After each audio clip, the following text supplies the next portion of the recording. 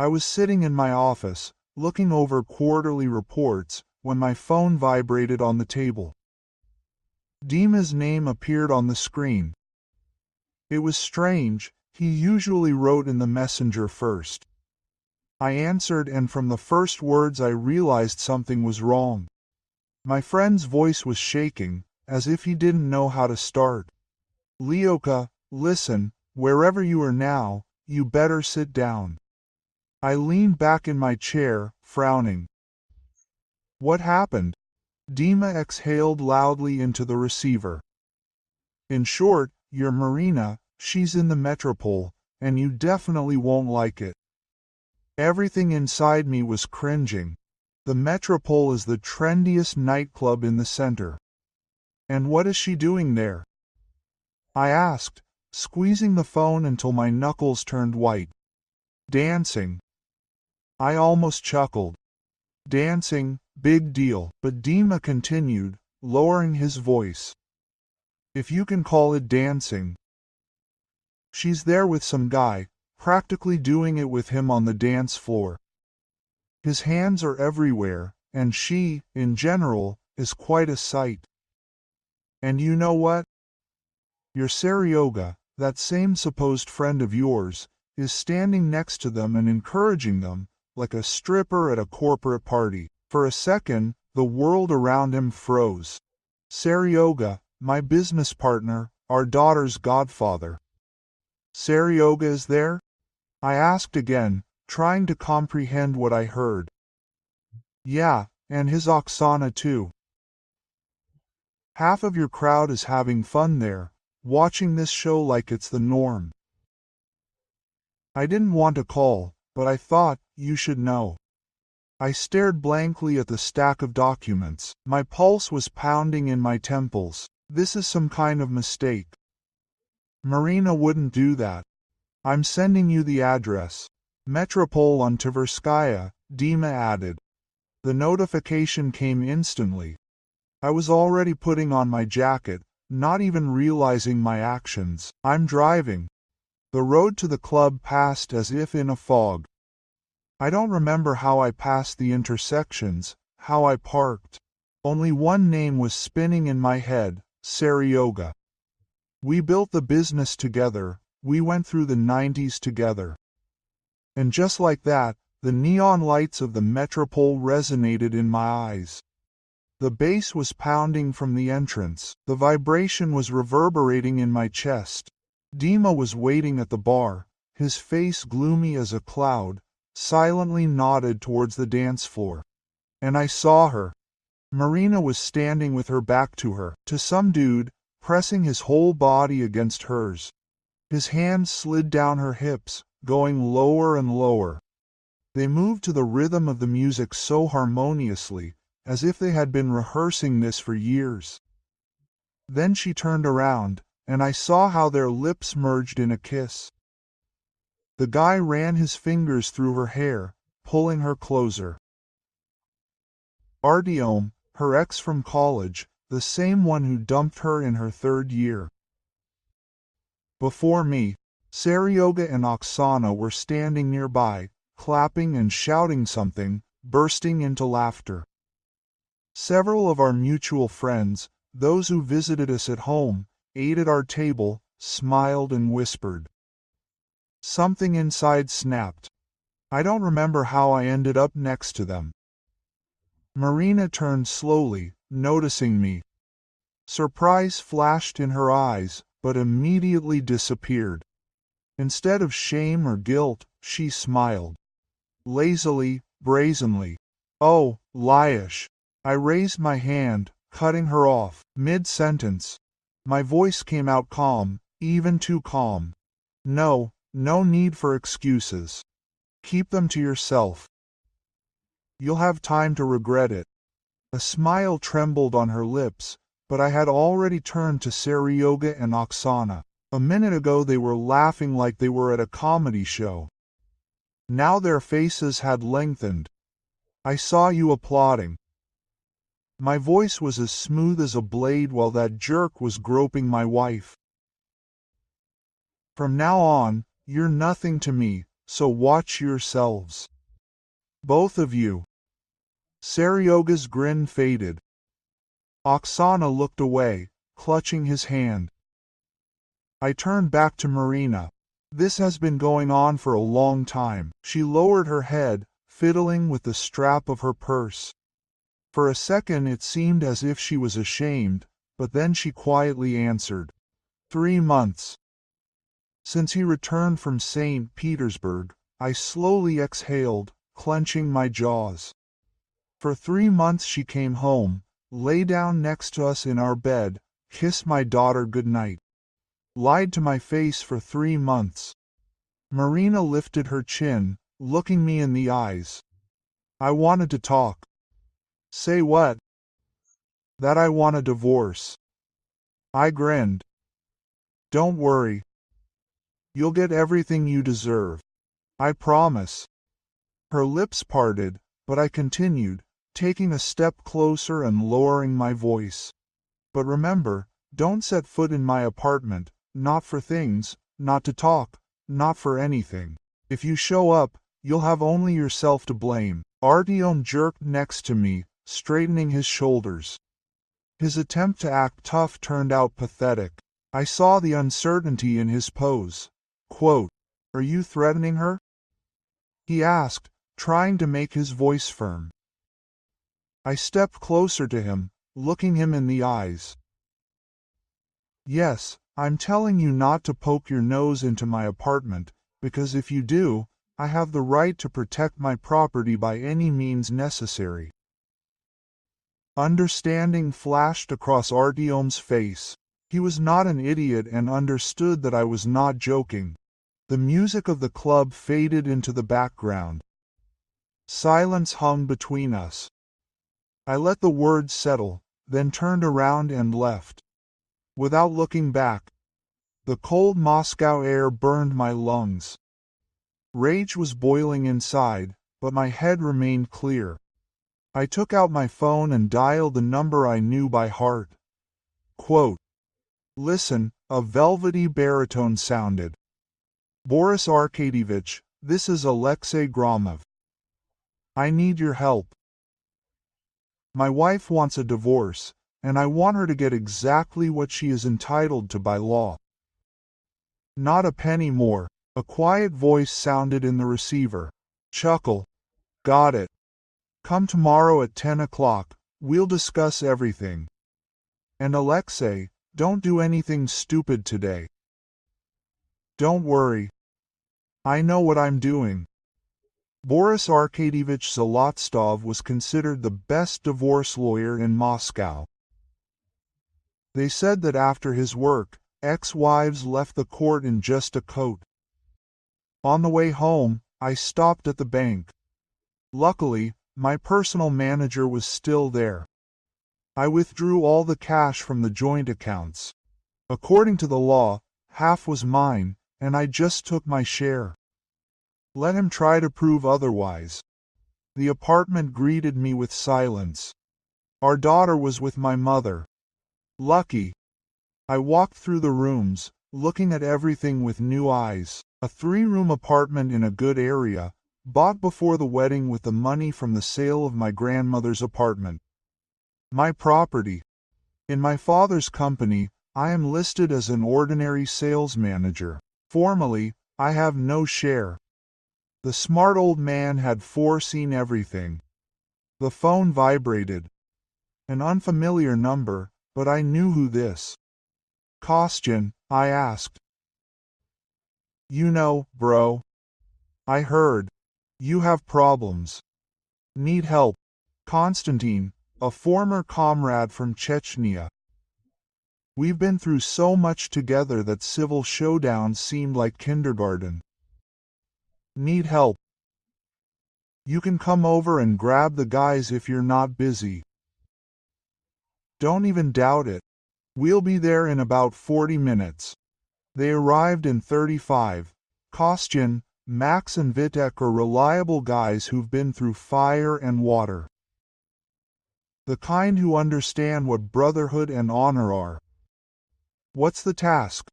Kostyan immediately got down to business. I nodded toward the apartment.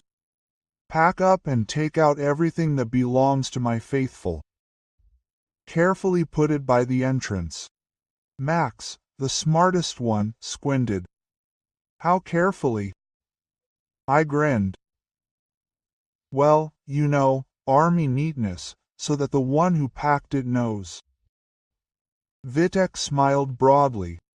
Got it, Commander. We'll do it in the best possible way. They got to work. The apartment was filled with the sounds of opening cabinets, creaking doors, and the stomping of army boots. I watched, feeling a gloomy satisfaction. Max pulled out her wedding dress, examining it. Boss, what should I do with this? Make sure it's fragrant. He grinned, took a can of stew from his backpack. They always carried emergency supplies with them. An old habit. He opened it, sniffed it. Oh, expired. Just right. I watched as he poured the contents onto the snow-white lace. Greasy brown stains spread across the fabric. Then he carefully folded the dress and put it at the very bottom of the box. In 2 hours everything was ready. The boxes stood neatly, in military neatness, at the entrance. The doorbell rang without delay. I knew who it was. Larissa Petrovna, my mother-in-law, stood behind the door, her face distorted with excitement. Seryoga and Oksana. They must have come to help with the things. I pointed at the box. Take it and get out. If you leave it, the janitors will take it to the dump in the morning. Seryoga opened his mouth, but I just looked at him. He shut up, and they silently began to drag the boxes to the car. Larissa Petrovna stayed. I let her in. She went into the living room, looking around. There was no trace of her presence left in the apartment where her daughter had lived just yesterday. The mother-in-law sighed heavily. Her face showed not only sadness, but something else as well. Shame, disappointment. Before you say anything, she began quietly but firmly. Marina acted meanly. There is no excuse for this. I crossed my arms over my chest, waiting for her to continue. I did not come to defend her. Larissa Petrovna wrung her fingers. She just says that she loves him and loves you too in her own way. That's all I wanted to say. I did not let her finish. Short bitter the laughter escaped of its own accord. If she had ever loved me, she wouldn't have run back to the guy who dumped her. Larissa Petrovna shuddered at my words, but I continued. 5 years of marriage, and it turns out I was just a placeholder, a convenient option for the time being while she waited for him to return. And now that her first love has returned from St. Petersburg, my usefulness has been exhausted. I can throw it away. My mother-in-law took out a handkerchief and dabbed the corners of her eyes. I understand how you feel, Lyosha, but I can't get through to her. And I don't have to. I shook my head. I don't want her back. She made her choice. She wants a divorce. Great. I'll make sure she gets exactly what she deserves. Fear flashed across Larissa Petrovna's face. You won't harm your wife. Her voice trembled. I smiled coldly. There's no physical harm. Unless she tries to do it herself. She stays away from me. I stay away from her. It's simple. The woman sighed with relief, but I wasn't done yet. And here are the 5 years she stole from me. I leaned a little closer. There would be retribution for this. And not only with her, but with those traitors who called themselves my friends. The mother-in-law's face lengthened. She turned away, collecting her thoughts. Quote, That's what I was afraid of, she whispered. I softened, reached out, put my arm around her shoulders, felt her fragile body trembling. I'm sorry, but your daughter will pay for everything. When I let her go, she wiped away a tear and suddenly smiled. Sadly, but sincerely. I can't fix what she did, Lyosha. But you will always be like a son to me. For a moment, I was speechless. Then I nodded. Thank you. Larissa Petrovna took a deep breath, straightened her shoulders and went to the door. In her apartment on Chistai Prudi, Larissa Petrovna was sitting in the semi-darkness. The table lamp cast long shadows on the walls. A cup of cold tea stood untouched. All evening she had been replaying the conversation with Alexei in her head. The front door slammed. Marina burst into the apartment, her heels slapping. Behind her, Artyom, looking like a winner who doesn't give a damn about the world. They looked like a couple who were not at all worried about the ruined life. Larissa Petrovna raised her tired eyes. Darling, I don't even know what to say about what you've done. Marina rolled her eyes and plopped down on the sofa, kicking off her shoes. Oh, Mom, come on. Lyoshka will survive. He's our Iron Felix. He'll pull himself together and move on. The mother's gaze darkened. He'll move on, she repeated sharply. Marina grinned, leaning back on the pillow. I've already talked to a lawyer. We're filing for divorce next week. Artyom put his arm around her shoulders. Everything is correct. Marinka is entitled to an apartment and half of his business. Larissa Petrovna sat motionless, watching them. Marina ran her hand through her hair, clearly pleased. Artyom and I will live in that apartment. We'll do some renovations. Everything will be new. Artyom nodded vigorously. And when we get a share in the company, we'll sell it. There's enough money for our own startup. We dreamed about it back in college in his business. Marina looked at him dreamily. Everything will be perfect, darling. Larissa Petrovna was silent for a long time, and then she laughed. It was a sad laugh. There was something icy in it, which made Artyom's grin fade slightly. Mother shook her head. Mice and men make plans. Only sorrow is born from them, she quoted slowly. For a moment of hope, a year of tears and sorrow borders. Marina frowned. What? Robert Burns heard of such a thing? Marina exchanged glances with Artyom. He shrugged. No, Larissa Petrovna nodded understandingly. It's okay, you'll see everything for yourself soon. She stood up, straightening her dress, and left the room.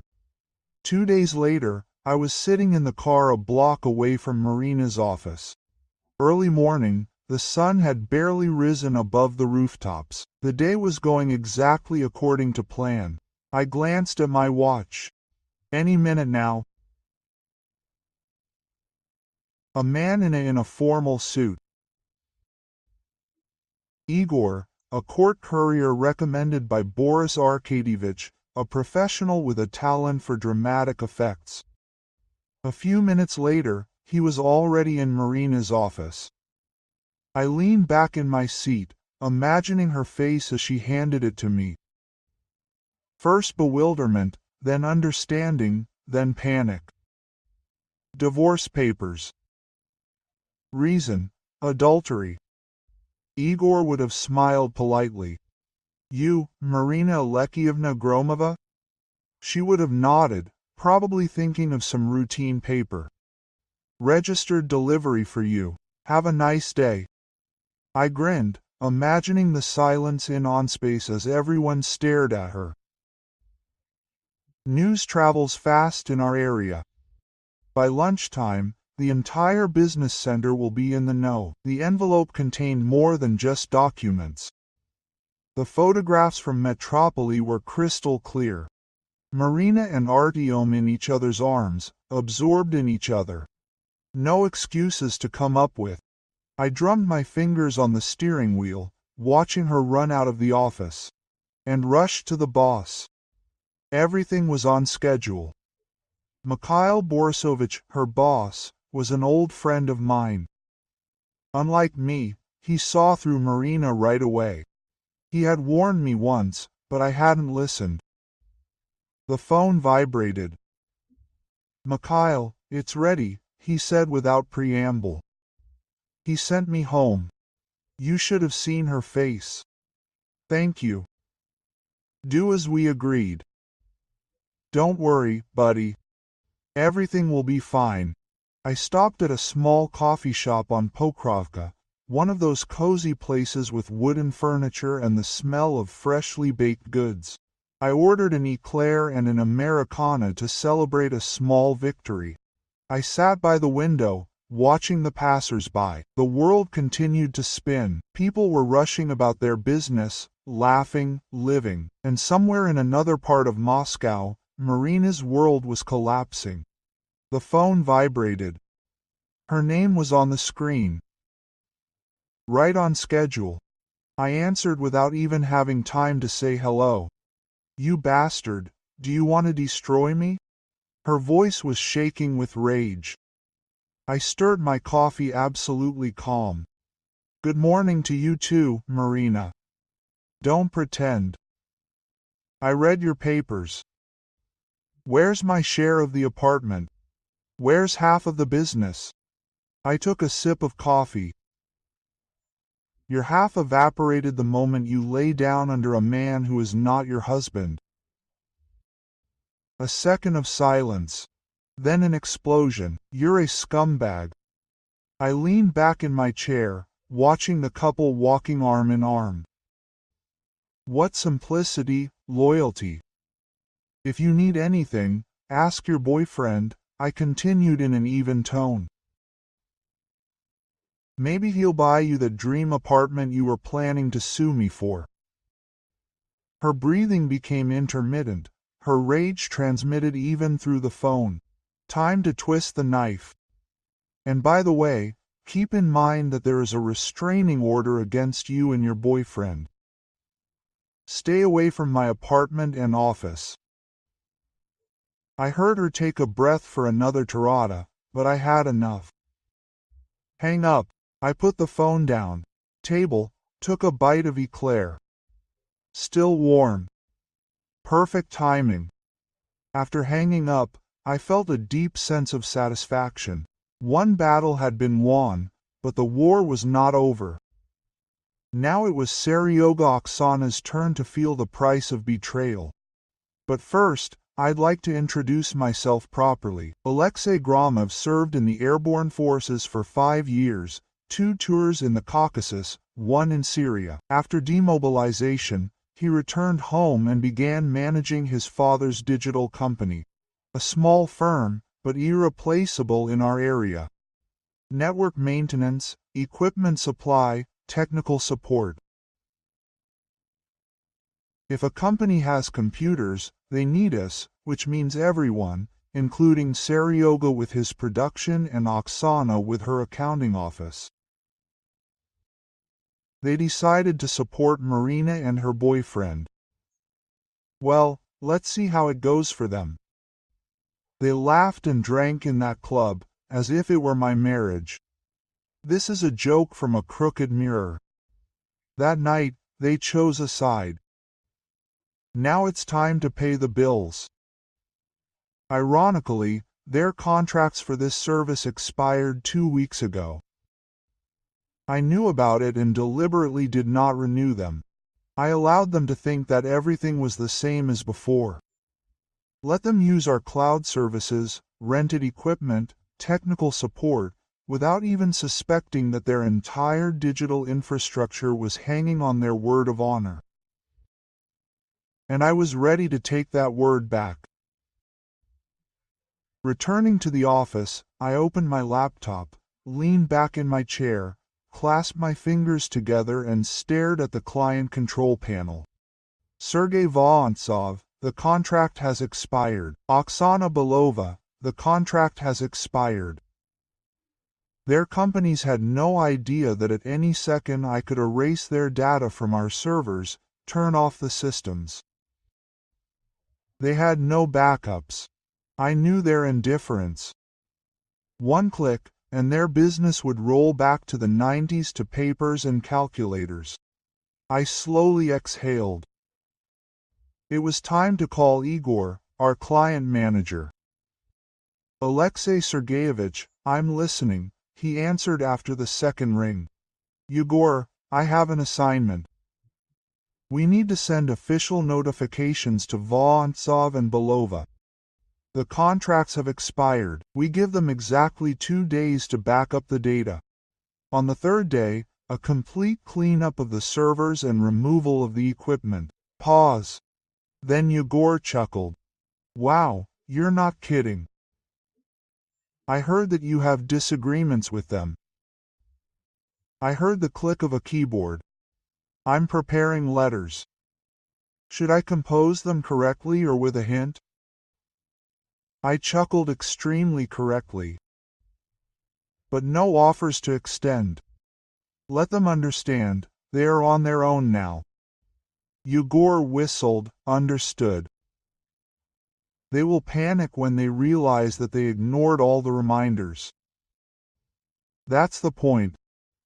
They thought I would automatically extend everything, out of friendship, so to speak. But the friendship ended at the moment when they applauded my wife while she was making out with her lover. Igor chuckled. By the way, it's funny. We told them in the last few months, we've sent about 5 reminders. They haven't even opened them. Of course, they decided that Lyosha, my friend, would sort everything out. What surprise awaits them? Include a list of ignored notifications in the letter. It's imperative that it be clear. This wasn't a spontaneous decision. They had every chance. Do you think they'll come running to beg? I smiled grimly. Oh, they'll definitely come running. And then I'll remind them why. The morning of the third day began predictably. The phone vibrated non-stop. Seryoga was on the screen. I waited for a few beeps before answering. Lyosha, what the hell? He yelled into the phone.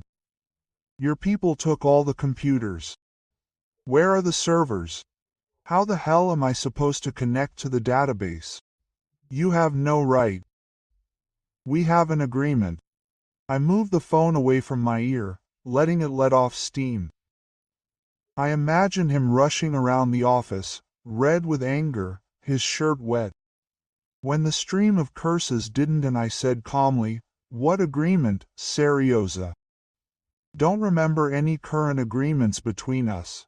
Quote, what are you talking about? He howled. The agreement expired 3 weeks ago. There was no extension.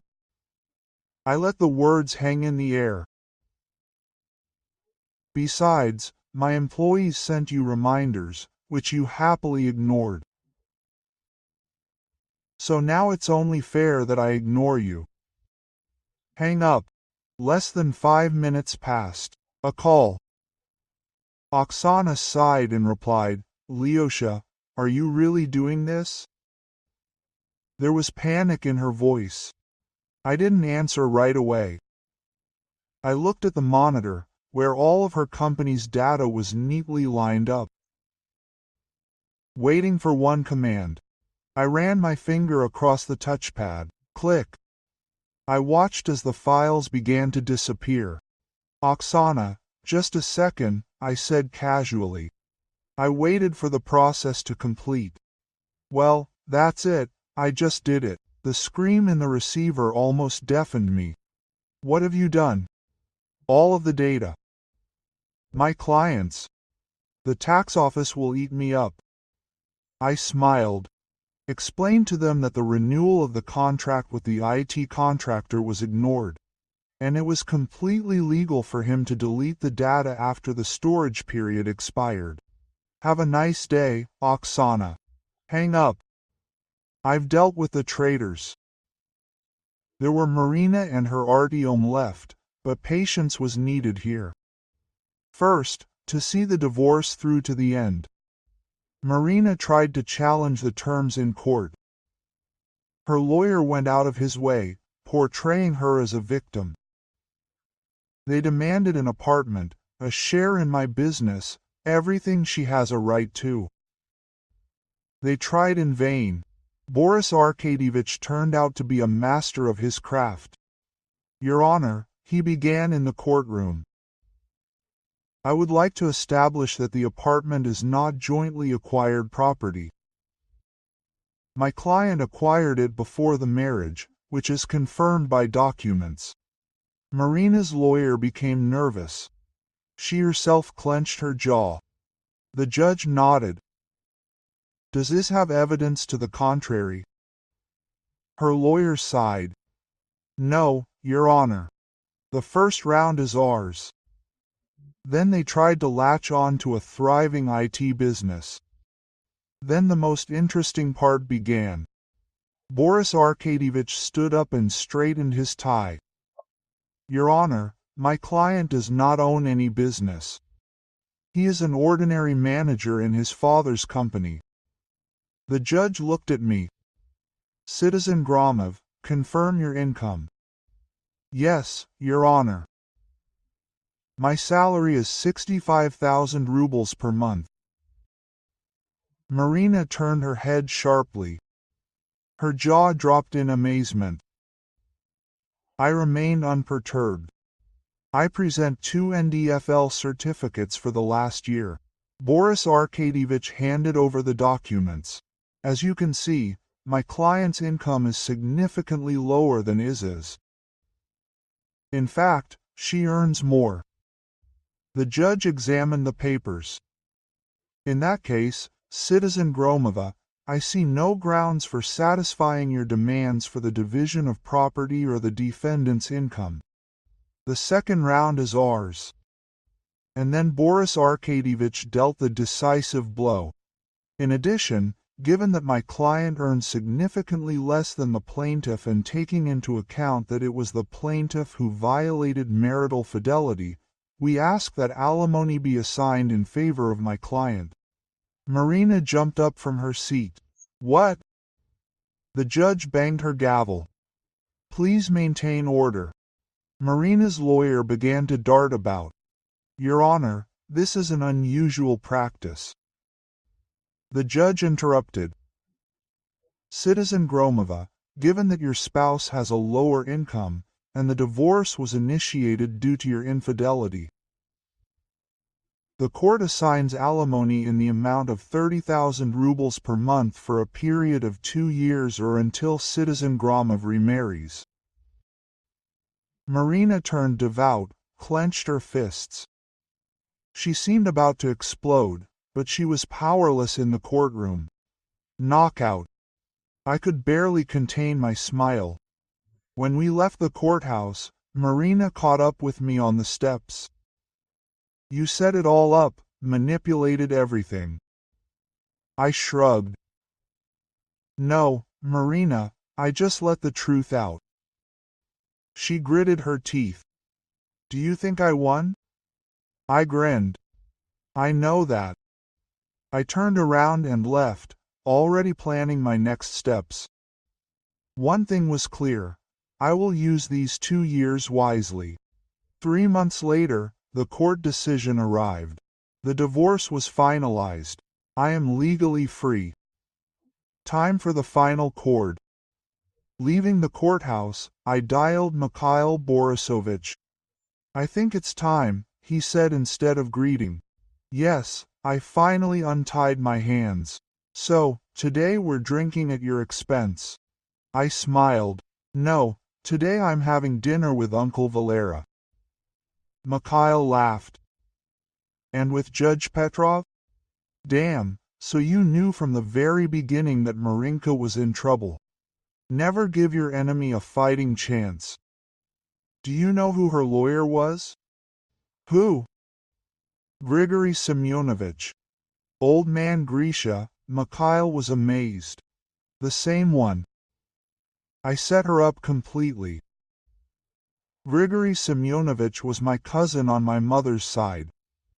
In our city, everyone knows everyone else. Tomorrow evening we're drinking at my expense, I promise. In the meantime, I'm preparing the documents for Marina.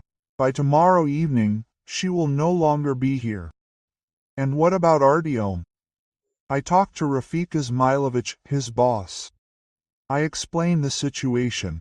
He went crazy when he found out that his employee was having an affair with a married woman. By the evening, Artyom will be fired without recommendations. Thanked Mikhail and passed out. A week later, on a quiet evening, there was a knock on the door. Larissa Petrovna was standing on the threshold with an inscrutable face. "Hello, Lyosha. Come in." She sat down on the sofa in the living room, smoothed out her skirt, then looked at me with a slight smile. "I don't know how to say it, Marina. This is just a nightmare." Now I settled into the armchair opposite. "No wonder. She's getting ready to leave town." I chuckled. "Logical. Burned all the bridges." Larissa Petrovna bowed her head. "No, Lyosha, she didn't just burn bridges. She crossed the wrong people." I met her gaze, for the first time in a long time, feeling real satisfaction. "I don't regret what I did, and I shouldn't. She deserved it. Took you for granted, destroyed your marriage."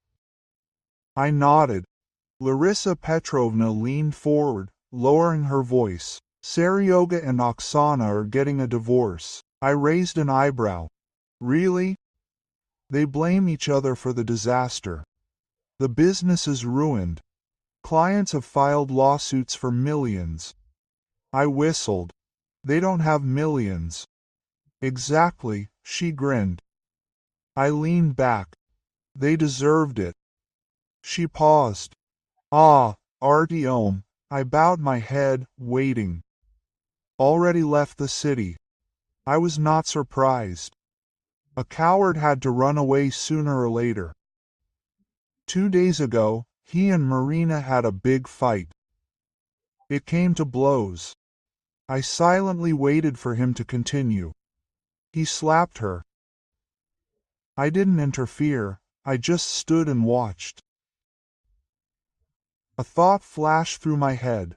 A woman spoiled by a man who loved her is now being beaten by the one for whom she gave up everything. What is this consequence of her choice? Larissa Petrovna looked at me carefully and stood up. "It's time for me to go." I stood up too. "Good luck, Larissa Petrovna." She smiled for the last time. "Goodbye, Lyosha. Life has come in a miraculous way, into balance." After all this storm, I felt something I hadn't felt in years. Peace. No weight on my shoulders, no toxic people feeding on my energy. The apartment was quiet, but not lonely. Calm. Finally, I had time to do what I liked. For example, get dogs. I always dreamed of German shepherds, but Marina couldn't stand them.